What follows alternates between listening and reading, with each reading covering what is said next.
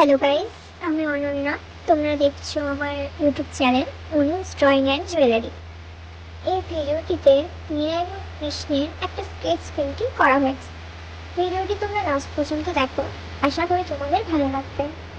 আর যদি ভালো লাগে তাহলে লাইক, কমেন্ট, শেয়ার করে দেবে এবং চ্যানেলটি সাবস্ক্রাইব করতে ভুলবে না।